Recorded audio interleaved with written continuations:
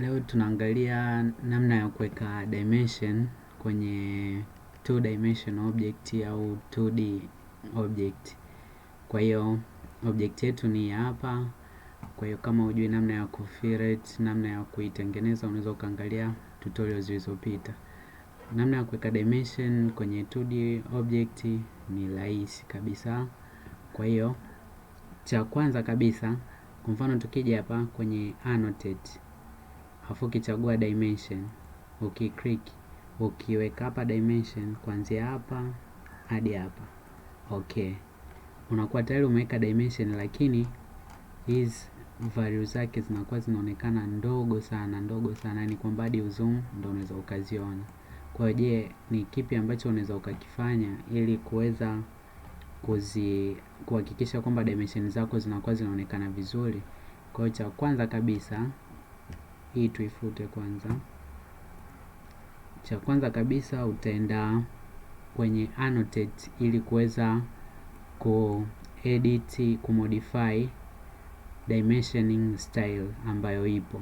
Kwa hiyo utakuja annotate, utaclick kwenye standard, then utakuja kumanage dimension styles. Utaclick hapo, kwa utachagua standard kama ilivyo, alafu utakuja kumodify. Lakini kama unataka kutengeneza dimension style ya kwako nyingine, kwa utaclick kwenye new, afu then utaendelea kuimodify. So kwa sababu sisi tunataka kutumia hii standard, kwa utaclick standard, modify. Kwenye kumodify vitu vya msingi zaidi, kwa tutaangalia kwanza kuna hizi colors za line. Kwenye line hapa unaweza ukabadilisha colors au ukaziacha. Kwa sasa kwanza tuanze na vitu vya msingi kabisa. Cha kwanza ni hii hapa, offset from the origin. So it means hizi ni extension line kutokea kwenye origin ziwe kwenye dimension ya ngapi. Kwa hiyo hapa unaweza ukaweka hata ikawa ni 2 au ukaweka 1, whatever, ni kulingana na ukubwa wa mchoro wako. Baadaye utakuja kwenye symbols and arrows. Kwa hiyo hapa utabadilisha arrow size, utaweka labda ni 4. Alafu baada ya hapo utakuja kwenye text. Kwenye text napo utabadilisha text height. Kwa hiyo hapo utabadilisha labda utaweka text height 5. Alafu utakuja na kwenye primary units. Kwa utakuja kwamba tunatumia ni scientific decimal nini. Kwa hiyo sisi tunatumia decimal. Hapa precision, kwa unaweza ukatumia yoyote kulingana na dimension zako, na inaweza ikabadilika pia. Kwa kwanza tutumie hapa ikiwa precision ni namba kamili tu bila decimals. Baada ya hapo unakuwa umemaliza, then una click okay. Unakuja kuichagua kwamba hiyo standard unataka uitumie kwenye dimensioning style, alafu una close. Baada ya hapo sasa kwenye dimension, sasa hapa ndo unaweza ukafanya dimensioning kwenye ili hapa umbo lako. Kwa hiyo utaanza kama ni linear, kwa it means ni kwenye line ambazo ziko straight kama hizi hapa. Lakini hii aligned ni kutumia kwenye line kama hii hapa, ndo unatumia aligned. Kwa tuanze na linear. Kwa linear utaclick kwamba kuanzia hapa mpaka hapa dimension yetu ilikuwa ni 10. Kuclick tena kupata dimension hapa, kwa utaclick hapa na hapa kwamba ilikuwa ni 22.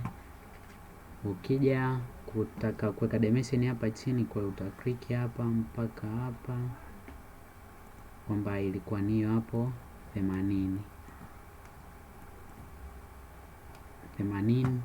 Alafu kwa hiyo sehemu kama hizi hapa iko kwenye arc. Kwa hiyo utaweka dimension kwa kutumia radius, kwamba radius utaclick radius, hapo then inakwambia select arc of the circle. Kwa hiyo ni hapa utaclick, afu utadirect kwamba dimension ionekane wapi hapo.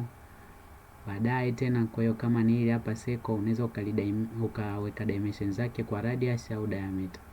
Kwa radius utaclick kwamba hii hapa ina radius ya 10. Ukitaka in terms of diameter, kwa utaclick diameter, alafu utaclick diameter hapo, inakuonyesha kwamba diameter 20, radius ya 10. Kwa hiyo ukitaka kujua kwamba length kutokea hapa mpaka hapa ngapi? Hiyo 44.